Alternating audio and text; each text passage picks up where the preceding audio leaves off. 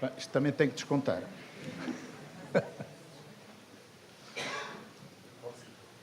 Quando me fizeram um convite foi para falar sobre o raquis, sobre a coluna vertebral. A coluna vertebral é a minha menina de preferência e eu estou habituado exatamente a tratar as situações catastróficas que envolvem este segmento do corpo. De facto, falar sobre coluna vertebral inteira seria fastidioso. Eu montei uma palestra, cheguei ao fim e demorava quase 1 hora a dizer alguma coisa sobre a coluna vertebral e por isso decidi centralizar a coluna cervical e as lesões mais graves desta área. Como se pode compreender por estas imagens, qualquer uma destas imagens ou destas quedas pode motivar uma lesão da coluna cervical. A coluna é um conjunto de vértebras, 33 vértebras, cuja estabilidade não depende só da estrutura da estrutura cápsula-ligamentar e esquelética, mas tem uma grande importância, quer a parte muscular, quer o próprio controle neuromuscular. De facto, temos algumas situações de escolioses paralíticas, exatamente pela paralisia da parte muscular.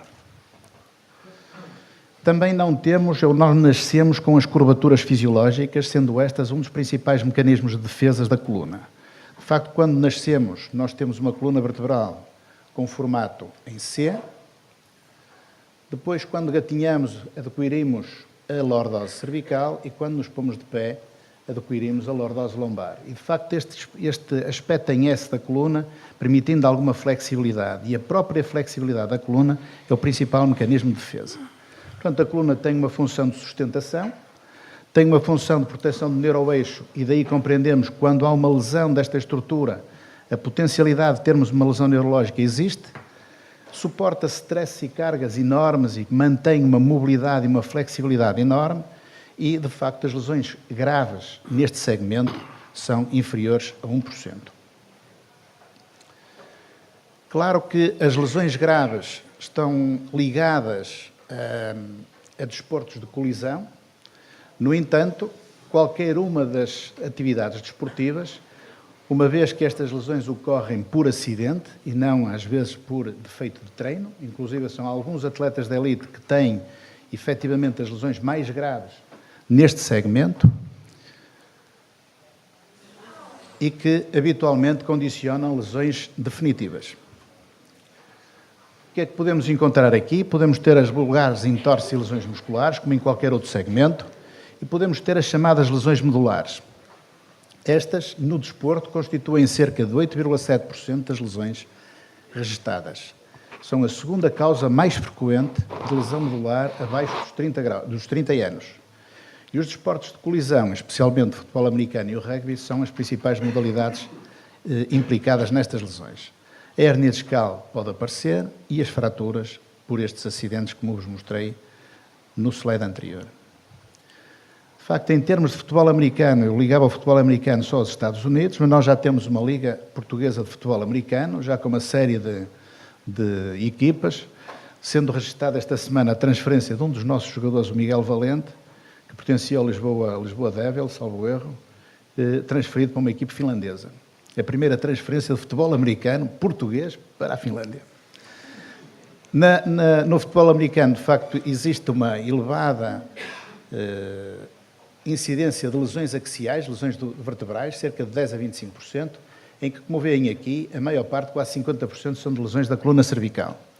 O hóquei no gelo tem 3 vezes mais lesões medulares. Este é um desporto que nós, para já, ainda não temos, mas, de qualquer das formas, tem 3 vezes maior incidência de lesões medulares que o futebol americano e também esta maior incidência nos jovens entre os 16 e os 20 anos.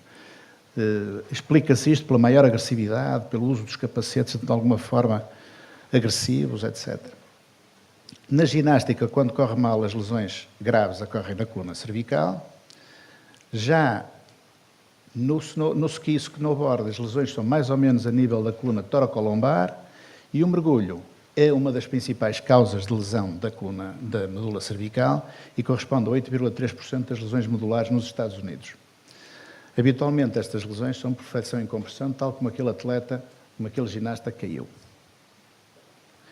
Claro que estas lesões têm vindo a diminuir de frequência, e vêm a diminuir de frequência por vários fatores. Primeiro, porque Conhecendo os riscos, conhecendo a biomecânica das lesões, conhecendo a neuroepidemiologia destas lesões, nós conseguimos desenvolver mecanismos de defesa, formas de treino, regras dos próprios desportos que em si são impeditivas ou pelo menos tentam diminuir a frequência deste tipo de lesões.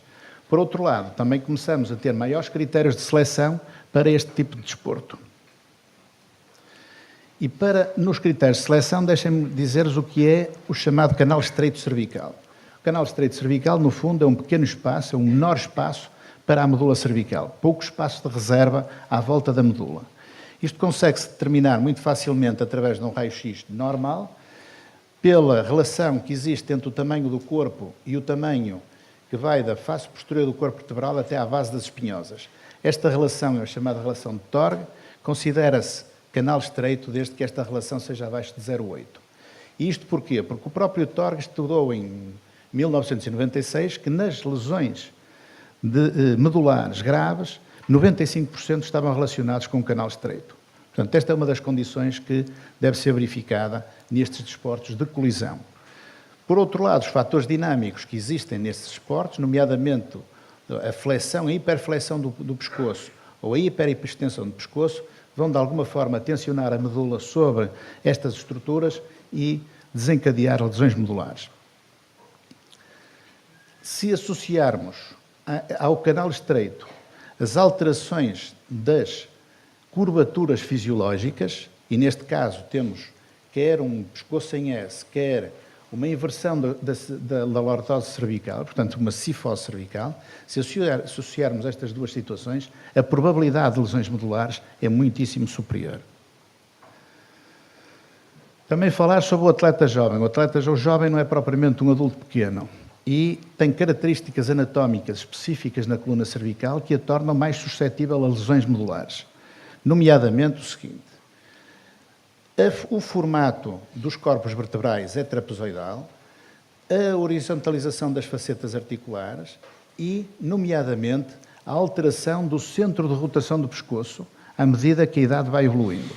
Assim, antes dos 8 anos, o centro de rotação é alto, entre C0 e C3, entre os 8 e os 12 anos, entre C3 e C5, e a partir dos 12 anos, entre C5 e C6, que já é um padrão de adulto.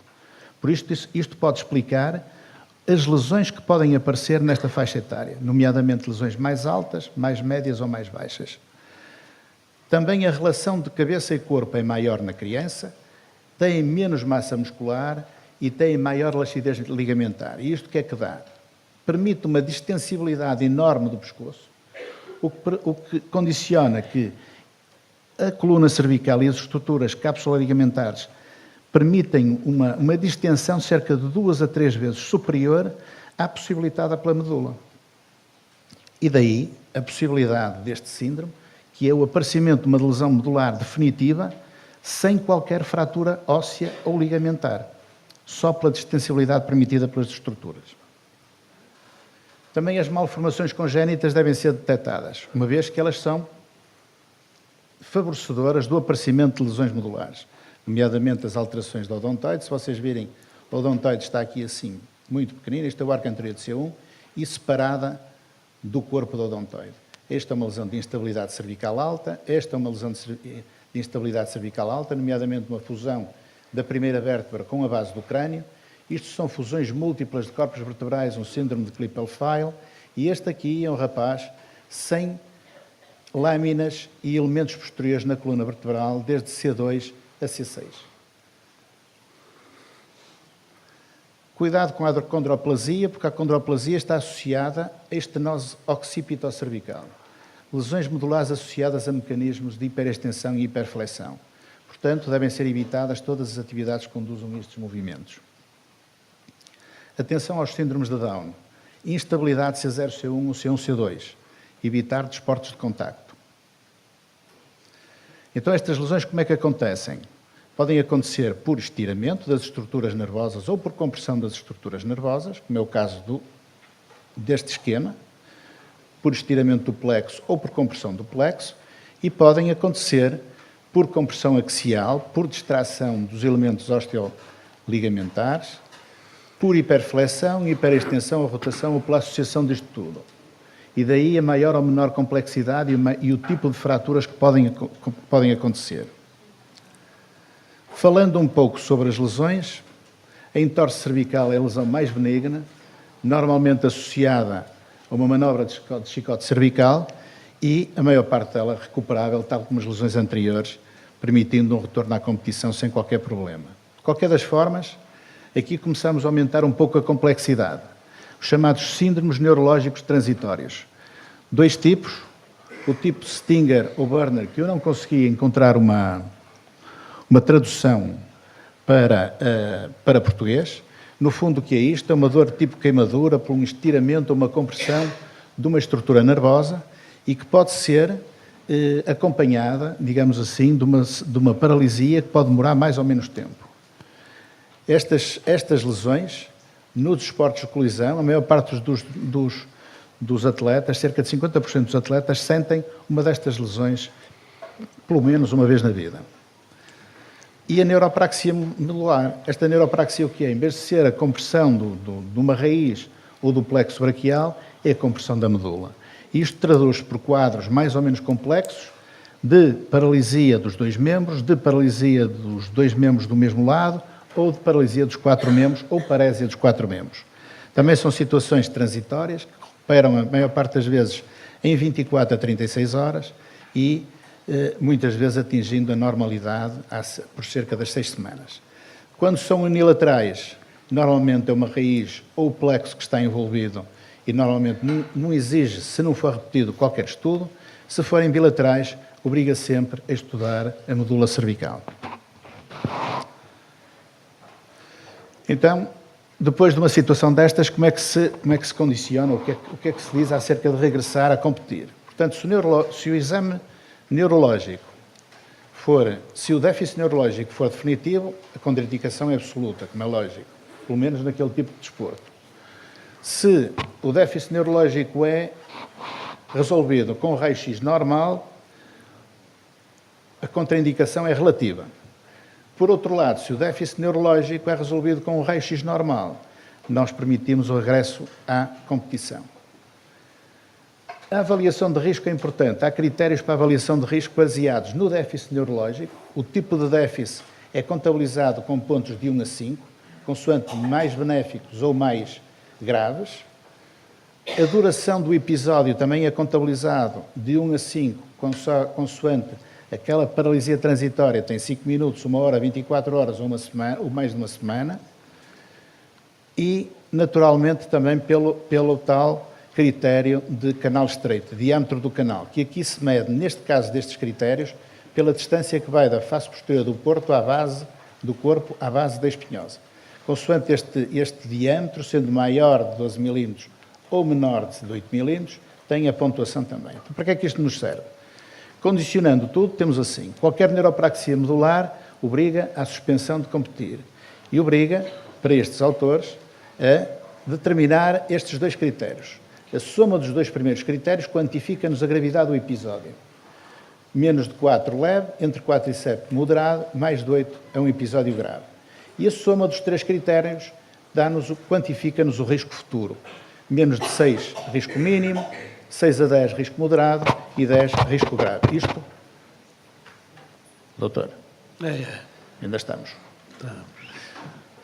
O síndrome neurológico permanente, habitualmente, esse aparece junto com as fraturas ou luxações, associados a fraturas ou luxações, ou por vezes associados àquilo que nós chamamos de retropulsão discal, que no fundo é o expulsar de um disco para a cavidade medular, acompanhado de uma tetraparésia súbita. As hérnias discais podem ter diferentes traduções clínicas, desde alterações motoras a síndromes dolorosos do membro superior. Habitualmente, nestes casos das lesões discais, o tratamento passa primeiro por ser um tratamento conservador, se não houver nenhuma lesão neurológica, e assim, sendo assintomático, o retorno à competição.